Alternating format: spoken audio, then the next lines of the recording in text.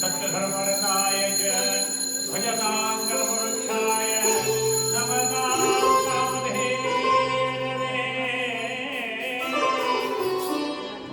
पृथ्वीमण्डलमध्यस्थाः पूर्णबोधमदाम्नाः वैष्णवाः विष्णुहृदयाः नमस्ते गुरु सर्वाभिष्टवरं वन्दे दासश्रेष्ठं दयानिधिम्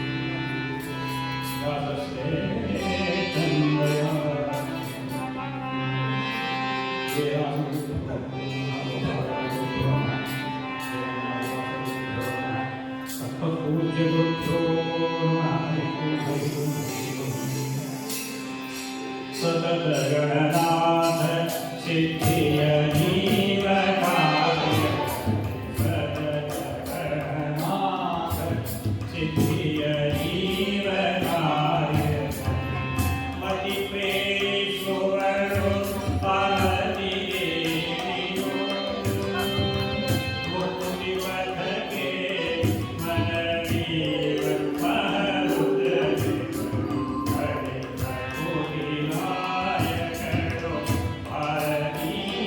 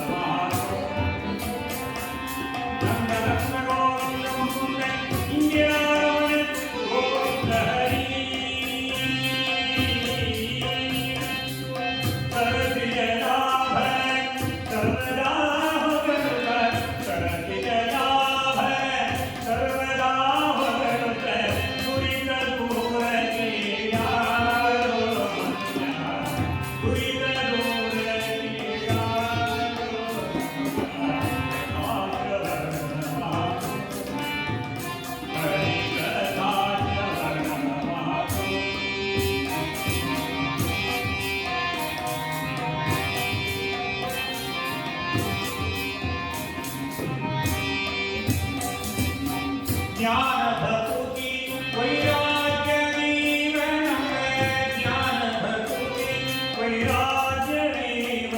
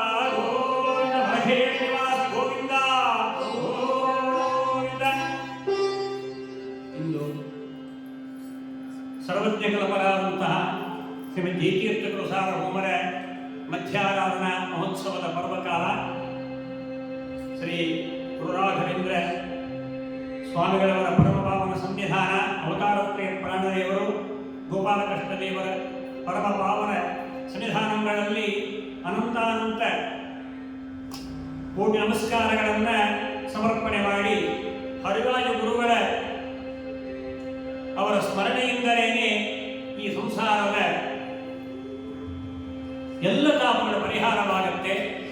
ಆ ಮೂಲಕವಾಗಿ ಸಂಸಾರದ ಈ ತಾಪದಲ್ಲಿ ಬೆಂದು ಬೆಂಡಾಗಿರುವ ಮಾನವರಿಗೆ ಮುಖ್ಯವಾದ ಶ್ರೇಯಸ್ಸು ಯಾವುದು? ತಮ್ಮ ಈ ಸಂಸಾರ ಕೋಟಲೆಯಿಂದ ಆಧ್ಯಾತ್ಮಿಕಾದಿ ಈ ತ್ರಿವಿಧ ತಾಪಗಳಿಂದ ಅವರೆಲ್ಲರೂ ಕೂಡ ಮುಕ್ತರಾಗಬೇಕಾದರೆ, ದುಃಖದಿಂದ ಪಾರಾಗಬೇಕಾದರೆ ಕಥಾಶ್ರವಣವನ್ನು ಅನುಷ್ಠಾನ ಮಾಡಬೇಕು, ಶ್ರವಣ ಮಾಡಬೇಕು ಅಂತ ದಾಸರ ಅಪ್ಪಣೆ ಕೊಡಿಸ್ತಾ ಇದ್ದಾರೆ.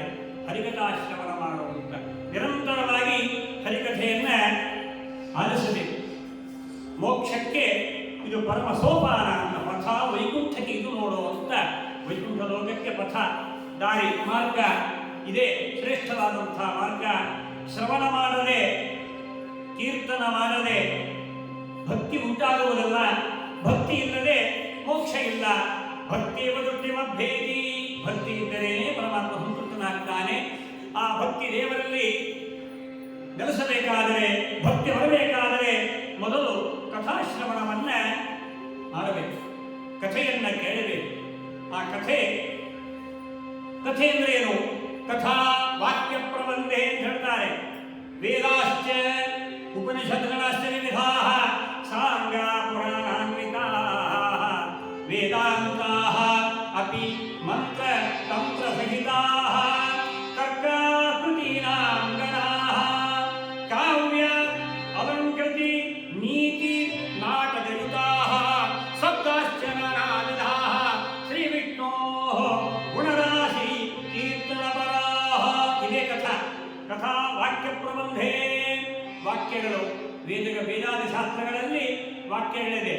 ಆ ವೇದಶಾಸ್ತ್ರದ ಸಾರವನ್ನ ಮಹಾಭಾರತಾದಿ ಪಂಚಮ ವೇದ, ಎಲ್ಲ ಪುರಾಣಾದಿಗಳು, ವೇದಾಂತಾದಿ ಎಲ್ಲವೂ ಕೂಡ ಆ ವೇದದ ವಿಶಿಷ್ಟವಾಗಿರ್ತಕ್ಕಂಥ ಅರ್ಥವನ್ನ ವಿಶೇಷವಾಗಿ ನಮಗೆಲ್ಲ ತಿಳಿಸಿಕೊಡುವಂತಹದ್ದಾಗಿದೆ. ಆದ್ದರಿಂದ ವೇದಾದಿ ಸಕಲ ಶಾಸ್ತ್ರಗಳ ಶ್ರವಣಾದಿಗಳನ್ನ ನಿತರಾಂ ಅನುಷ್ಠಾನ, ನಿತರಾಂ ಅದನ್ನ ಜೀವನದಲ್ಲಿ ಅಳವಡಿಸಿಕೊಳ್ಳಬೇಕು. ಹರಿಕಥೆ ಮಾಡದೆ, ಹರಿಕಥಾ ಶ್ರವಣ ಮಾಡದೆ ಒಂದು ಕ್ಷಣವೂ ಕೂಡ ವ್ಯರ್ಥವಾಗಿ ಕಳೆಯಬಾರದು ಅಂತ ಆಚಾರ್ಯ ಅಪ್ಪಣೆ ಕೊಡುತ್ತಾರೆ. ಶ್ರವಣಾದಿ ವಿನಾನೈವ ಕ್ಷಣೇ ಕ್ಷಣಂ ತಿಷ್ಠೇನ್ನರ ಕ್ವಚಿತ್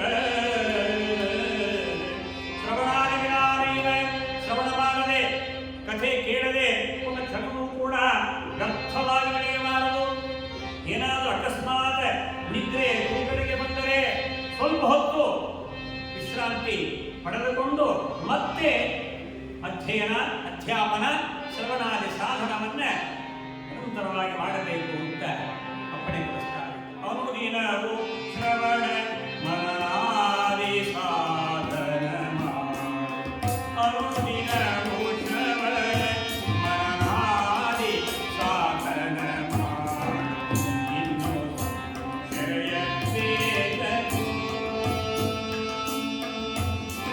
ಹೇಳ್ತಾರೆ. ಅನುದಿನವು ನಿರಂತರ ಶ್ರವಣಾದಿ ಸಾಧನವನ್ನೇ ಮಾಡಬೇಕು ಅಂತ ಎಚ್ಚರಿಕೆ ಕೊಡುತ್ತಾರೆ. ಶ್ರವಣಂ ಮನನಂ ಧ್ಯಾನ, ಶ್ರವಣ ಮನನ ಧ್ಯಾನಾದಿಗಳು ಉಪಾಸನಾ ವಿಧಿ ಅಂತ ಉಪಾಸನಾ ಕ್ರಮಗಳು ವಾದಿರಾಜರು ವರ್ಣನೆ ಮಾಡ್ತಾರೆ. ಆದ್ದರಿಂದ ಕ್ರಮಾತ್ರಯಂ ಅಂತ ಹೇಳ್ತಾ ಇದ್ದಾರೆ. ಪ್ರಧಾನ ಪರಯ ಇದು ಅಂತಹ ಪ್ರಧಾನ ಅಂದರೆ ಮುಖ್ಯ ಸಾಕ್ಷಾತ್ ಭಗವಂತ. ಏಕಃ ಏಕ ಅಂದರೆ ಪ್ರಧಾನ ಅಂತ ಅರ್ಥ. ಆ ಪ್ರಧಾನನಾಗಿರತಕ್ಕಂತಹ ಸರ್ವೋತ್ತಮನಾದ ಪ್ರಕಷ್ಟವಾಗಿ ಸಮಸ್ತ ವಿಶ್ವವನ್ನು ಧಾರಣ ಮಾಡಿರುವಂತಹ ಭಗವಂತ ಅವರ ಪ್ರಧಾನ ಶಬ್ದವಾಚ್ಯನಾಗಿದ್ದಾನೆ. ಪ್ರಧಾನ ಪುರುಷೇಶ್ವರ, ಪ್ರಧಾನ ಪುರುಷನಾದಂತಹ ಆ ಭಗವಂತನ ಮಹಿಮೆಯನ್ನ ಶ್ರವಣ ಮಾಡಬೇಕು. ಆ ಶ್ರವಣ ಮಾಡದ್ದನ್ನ ಮನನ ಮಾಡಬೇಕು. ಆ ಮನನ ಆದ ನಂತರವೇ ಧ್ಯಾನ. ಹೀಗೆ ಶ್ರವಣಂ ಮನನಂ ಎಂಬುದಾಗಿ ಇದೊಂದು ವಿಶಿಷ್ಟವಾದಂತಹ ಸೋಪಾನ, ಮುಕ್ತಿಗೆ ಸೋಪಾನ ಎಂಬುದಾಗಿದೆ. ಹೀಗೆ ನಾವು ಹೇಗೆ ದೇವರಲ್ಲಿ ಭಕ್ತಿ ಮಾಡಬೇಕು, ನಮಗೇನು ಗೊತ್ತಿಲ್ಲವಲ್ಲ ಅಂತಂದ್ರೆ ಯಾರು ವಿಶೇಷವಾಗಿ ಕೇಳ್ತಾರೋ ಅವರನ್ನು ಕುರಿತು ಅಜ್ಞಶ್ಯ ಶ್ರವಣಂ ಶ್ರೇಷ್ಠ ಅಯುಕ್ತೇರಮಣಂ ತಥಾ. ನನಗೇನು ತಿಳಿತಾ ಇಲ್ಲ, ನಾನು ಹೇಗೆ ಕೇಳಬೇಕು, ಹೇಗೆ ಕೀರ್ತನ ಮಾಡಬೇಕು, ಹೇಗೆ ಭಗವಂತನ ಧ್ಯಾನ ಮಾಡಬೇಕು, ಉಪಾಸನ ಮಾಡಬೇಕು ಅಂದಾಗ ಎಲ್ಲದಕ್ಕೂ ಮೊದಲು ಶ್ರವಣಂ ಶ್ರೇಷ್ಠ, ಶ್ರವಣವನ್ನೇ ಮಾಡಬೇಕು ಅಂತ ಆಚಾರ್ಯರು ವಿಶಿಷ್ಟವಾದಂತಹ ಪ್ರಮಾಣವನ್ನು ಕೊಟ್ಟು ಉದಾಹರಿಸುತ್ತಾರೆ. ಅಜ್ಞಶ್ಯ ಶ್ರವಣಂ ಶ್ರೇಷ್ಠ ಅಯುಕ್ತೇ ಮನನಂ ತಥಾ ಎಂಬುದಾಗಿ ಈ ಪ್ರಕಾರವಾಗಿ ಈ ಶ್ರವಣ ಮೊದಲು ಪ್ರಹ್ಲಾದರಾಜರು ತನ್ನ ತಂದೆ ಕೇಳಿದಾಗ ಹೇಳಿದ ಮೊದಲೇ ಶ್ರವಣಂ ಕೀರ್ತನಂ ವಿಷ್ಣೋ ಸ್ಮರಣಂ ಪಾದಸೇವನಂ ಅರ್ಚನಂ ವಂದನಂ ದಾಸ್ಯಂ ಸಖ್ಯಂ ಆತ್ಮನಿವೇದನಂ ಮೊದಲು ಹೇಳುತ್ತೆ ಶ್ರವಣ. ಹೀಗೆ ಆ ಶ್ರವಣ ಮಾತ್ರದಿಂದಲೇ ಪರೀಕ್ಷಿತ ಮುಕ್ತಿಯನ್ನ ಅವನು ಪಡೆದಿದ್ದಾನೆ. ಈ ಪ್ರಕಾರವಾಗಿ ಶ್ರವಣ ಮಾಡದೆ ಮನನವಾಗುವುದಿಲ್ಲ. ಮನನ ಅಂದರೆ ಮೆಲುಕು ಹಾಕುವುದು, ನಿರಂತರವಾಗಿ ಅದನ್ನು ಬುದ್ಧಿಸ್ತವನ್ನಾಗಿ ಮಾಡಿಕೊಳ್ಳುವುದು. ಮನನಾರ್ಥಾಗಿ ಮಂತ್ರ ಅಂತ ಬರುತ್ತದೆ. ಆ ನಂತರ ಆ ಶ್ರವಣಾದಿ ಸಾಧನ ಪೂರ್ವಕವಾಗಿ ಅದನ್ನ ಆವೃತ್ತಿ ಮೇಲಿನ ಮೇಲೆ ಆ ಶ್ರವಣ ಮಾಡುತ್ತಾನೆ. ಈ ಕಿವಿಂದ ಕೇಳಿ ಕಿವಿಂದ ಬಿಡುವುದಲ್ಲ, ಅದನ್ನ ಮನಸ್ಸಿನಲ್ಲಿ ತಂದುಕೊಂಡು ಮನಸ್ಸನ್ನು ಬುದ್ಧಿಗೆ ಕೊಟ್ಟು ಬುದ್ಧಿಸ್ತವನ್ನಾಗಿ ಮಾಡಿಕೊಂಡು ಆಮೇಲೆ ಧ್ಯಾನಕ್ಕೆ ಅದು ಸಹಕಾರಿಯಾಗತ್ತೆ. ತತ್ವ ನಿಶ್ಚಯವಾಗದ ಹೊರತು ಧ್ಯಾನ ಸರ್ವಥಾ ಆಗುವುದಿಲ್ಲವಾದ್ದರಿಂದ ಧ್ಯಾನ ನಿಶ್ಚಿತ ತತ್ವಸ್ಯ ಅಂತ ಹೇಳ್ತಾರೆ. ತತ್ವ ನಿಶ್ಚಯವಾಗಬೇಕು. ಧ್ಯಾನ ಮಾಡಬೇಕಾದರೆ ತತ್ವ ನಿಶ್ಚಯವಾಗಬೇಕು. ತತ್ವ ನಿಶ್ಚಯವಾಗಬೇಕಾದರೆ ಶ್ರವಣಾದಿ ಸಾಧನ ಬೇಕು ಅಂತ ಆಚಾರ್ಯರು ನಮಗೆ ವಿಶಿಷ್ಟವಾದಂತಹ ಪಥ ವೈಕುಂಠಕ್ಕೆ ಇದು ನೋಡುವಂತೆಂಬುದಾಗಿ ಇಂತಹ ಶ್ರೇಷ್ಠವಾದ ಸನ್ಮಾರ್ಗವನ್ನ ನಮಗೆಲ್ಲ ತೋರಿಸಿಕೊಡ್ತಾ ಇದ್ದಾರೆ. ದಾರಿ ಯಾವುದಯ್ಯ, ವೈಕುಂಠಕ್ಕೆ ಹಾದಿ ತೋರಿಸಯ್ಯ ಅನ್ನುತ್ತಾರೆ. ಅಂತಹ ಆ ವೈಕುಂಠ ಲೋಕಕ್ಕೆ ಇದೇ ಶ್ರೇಷ್ಠವಾದಂತಹ ಸನ್ಮಾರ್ಗ ಎಂಬುದಾಗಿ ವಾಗರಾಜರ ಮಾತಿನಲ್ಲಿ ಕೇಳಬೇಕೆಂದರೆ ಅವನ ಶ್ರವಣ ಮನನ ನಿಧ್ಯಾಸನ ಸುಸ್ಥಿರ ಮಹಾಭಕ್ತಿ ಕೈವಲ್ಯ ಪದಕ್ಕೆ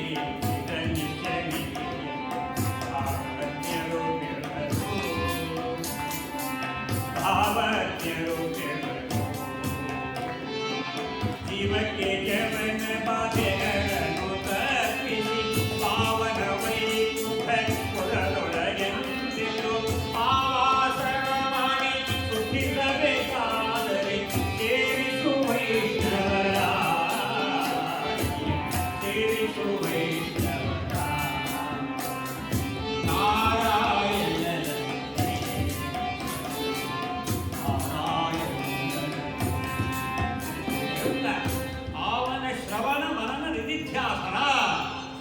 ಮಹಾಭಕ್ತಿ ಮಹಾಪ್ರಸಾದಗಳ ಕೈವಲ್ಲಪ ಈ ಒಂದು ಪದಕ್ಕೆ ನಿಚ್ಚಣಿಕೆಯಂತೆ ಸೋಪಾನದಂತೆ ಮುಕ್ತಿಗೆ ಸೋಪಾನ ಅಂತ ಹೇಳ್ತಾ ಇದ್ದಾರೆ.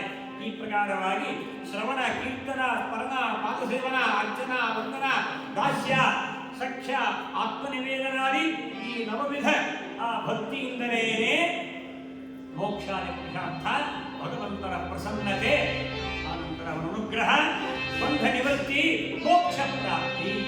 ಹೀಗೆ ಸಕಲ ವೇದಶಾಸ್ತ್ರಗಳ ಮುಖ್ಯವಾದಂತಹ ಏನು ಫಲ?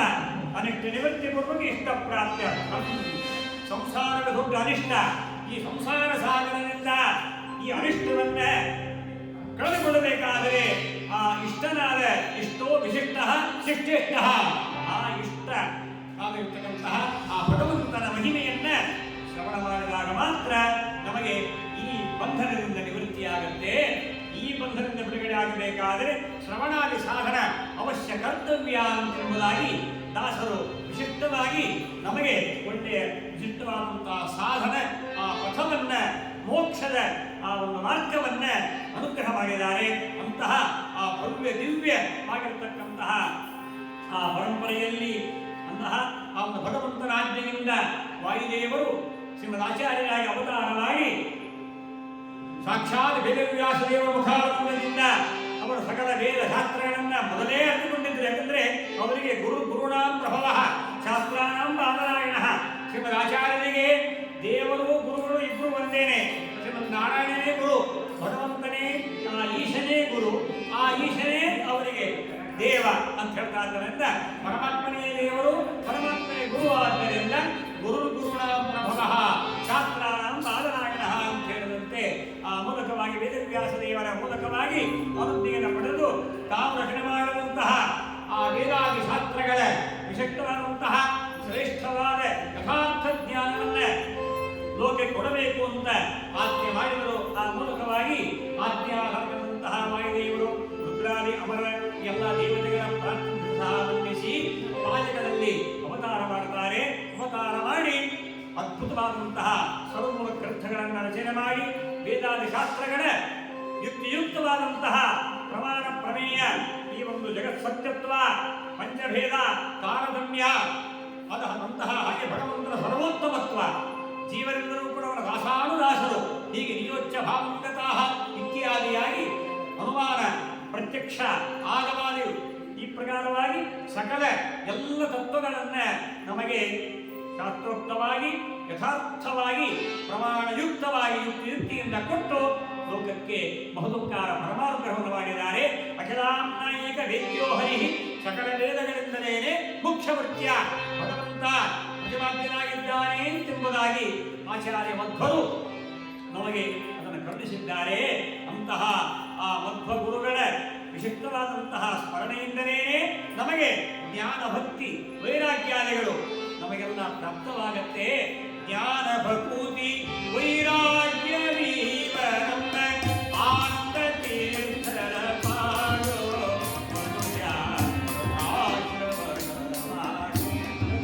ಜ್ಞಾನ, ಭಕ್ತಿ, ವೈರಾಗ್ಯಾದಿಗಳು ನಮಗೆಲ್ಲ ಬರುವುದೇ ಗುರುಗಳ ಮುಖಾರವಿಂದದಿಂದ ಆ ಆಚಾರ್ಯ ಮಧ್ವರ ಆಚಾರ್ಯ ಶ್ರೀಮದಾಚಾರ್ಯ ಸಂತು ಮೇ ಜನ್ಮ ಜನ್ಮನೆ ಅಂತಹ ಆ ಆಚಾರ್ಯ ಮಧ್ವರ ಭವ್ಯ ದಿವ್ಯವಾದಂತಹ ಮಹಾ ಪರಂಪರೆಯಲ್ಲಿ ಇವತ್ತಿನ ಕಥಾನಾಯಕರು ಶ್ರೀಮದ್ ಜಯತೀರ್ಥ ಗುರುಸಾರ ಹೋಮರು. ಅವರು ಆ ಶ್ರೀಮದಾಚಾರ್ಯರ ಆ ಎಲ್ಲ ಗ್ರಂಥಗಳಿಗೆ ಟೀಕೆಯನ್ನ ರಚನೆ ಮಾಡಿ ವ್ಯಾಖ್ಯಾನವನ್ನ ಮಾಡಿ ಮಹೋಪಕಾರ ಮಾಡಿದ್ದಾರೆ. ಆ ಮಧ್ವಾಚಾರ್ಯರ ಹಾಗೆ ವೇದವ್ಯಾಸ ದೇವರ ಭಗವಂತನ ಹಾರ್ದವನ್ನ, ಹೃದಯವನ್ನ, ಅವರಿಗೆ ಸಮ್ಮತವಾದಂತಹ ಅರ್ಥವನ್ನ ಲೋಕಕ್ಕೆ ಕರುಣಿಸಿ ಪರಮಾನುಗ್ರಹ ಮಾಡಿದ್ದಾರೆ. ಅಂತಹ ಆ ಜಯತೀರ್ಥಗುರು ಅಂತಹ ಆ ಗುರು ಸಾರ್ವಭೌಮರ ಮಧ್ಯಾರಾಧನಾ ಮಹೋತ್ಸವದ ಅಂಗವಾಗಿ ಯಥಾಮತೆಯಾಗಿ ಅವರ ಕಥೆಯನ್ನ ನಾವೆಲ್ಲ ಶ್ರವಣ ಮಾಡೋಣಂತೆ. ಇಂತಹ ಅದ್ಭುತವಾದಂತಹ ಈ ಒಂದು ಆರಾಧನೆಯನ್ನ ಪ್ರತಿ ವರ್ಷದಂತೆ ಗುರುರಾಜ ಸೇವಾ ಸಮಿತಿಯವರು ಈ ತುಳಸಿಗೊಬ್ಬರು ಶ್ರೀ ರಾಘವೇಂದ್ರ ಸ್ವಾಮಿಗಳ ದಿವ್ಯ ಆ ಮಹಾ ಸನ್ನಿಧಾನಗಳಲ್ಲಿ ನೆರವೇರಿಸಿಕೊಂಡು ಬರ್ತಾ ಇದ್ದಾರೆ. ಲಲಿತ ಮಹೋತ್ಸವ ನಿನ್ನೆನೇ ಆಯಿತು. 25 ವರ್ಷಗಳಿಂದಲೂ ಕೂಡ ಅವಿಚ್ಛಿನ್ನವಾಗಿ ಆ ಮಂತ್ರಾಲಯ ಪ್ರಭುಗಳ ಮಹಾ ಸನ್ನಿಧಾನ, ಆ ಮೂಲಕವಾಗಿ ಅನೇಕ ಆರಾಧನೆಗಳು, ಈ ಸಾಂಸ್ಕೃತಿಕ ಎಲ್ಲ ಕಾರ್ಯಕ್ರಮಗಳು, ಆ ನಂತರ ಪಾಠ ಪ್ರವಚನಗಳು, ಉತ್ಸವಾದಿಗಳು ನಿರಂತರವಾಗಿ ನಡ್ಕೊಂಡು ಬರ್ತಾನೇ ಇದೆ. ಅನ್ನದಾನ ಸಮಾಜ ಸೇವೆ, ಶೈಕ್ಷಣಿಕ, ಸಾಮಾಜಿಕ ಎಲ್ಲವೂ ತಮಗೆಲ್ಲ ವೇದಿಕೆ ಆಗಿದೆ. ಇಂತಹ ಮಹತ್ತರವಾದಂತಹ ಈ ಒಂದು ಸೇವೆ ಈ ಸಂಸ್ಥೆ ನಿರ್ವಹಿಸಿಕೊಂಡು ಬರ್ತಾ ಇದೆ. ಆ ಮೂಲಕವಾಗಿ ಇದು ಎಲ್ಲವೂ ಕೂಡ ರಾಯರಿಗೆ ಪರಮ ಪ್ರೀತಿದಾಯಕವಾದಂತಹದ್ದಾಗಿದೆ. ಅವರು ಬಂದದ್ದೇ ಲೋಕ ಕಲ್ಯಾಣಾರ್ಥವಾಗಿ, ಲೋಕೋಪಕಾರಕ್ಕಾಗಿ, ಲೋಕ ಅನುಗ್ರಹಕ್ಕಾಗಿ ಅವರು ಬಂದಿಲ್ಲಿ ನಿಲ್ಲಿಸಿದ್ದಾರಾದ್ದರಿಂದ ಅವರಿಗೆ ಸಮ್ಮತವಾದಂತಹ ಮಹತ್ತರ ಕಾರ್ಯ ಈ ಸಂಸ್ಥೆಯಲ್ಲಿ ನೆರವೇರುತ್ತಾ ಇದೆ. ಎಲ್ಲರಿಗೂ ವೇದ್ಯವಾಗಿದೆ. ಅಂತಹ ಆ ಮಹಾನುಭಾವಂತಹ ಮಲೆಕೇಡಿ ನಿವಾಸರಾಗಿರ್ತಕ್ಕಂತಹ ಜಯತೀರ್ಥ ಗುರುಸಾರ ಹೋಮರ ಮಂಗಲ ಕಥೆಯನ್ನ ನಾವಿವರು ಶ್ರವಣ ಮಾಡೋಣವಂತೆ. ಹರಿಕಥಾ ಸಂಪ್ರದಾಯದಂತೆ ಮೊದಲು ವಿಶೇಷವಾಗಿ ಭಗವಂತನ ಸಂಕೀರ್ತನವನ್ನ ಮಾಡಿ, ಆ ಗುರುಗಳ ಸಂಕೀರ್ತನವನ್ನು ಮಾಡಿ ನಾವು ಕಥಾ ಪ್ರವೇಶ ಮಾಡೋಣವಂತೆ. ಇಂದಿರಾರಮಣ ಗೋವಿಂದ ಗೋವಿಂದ.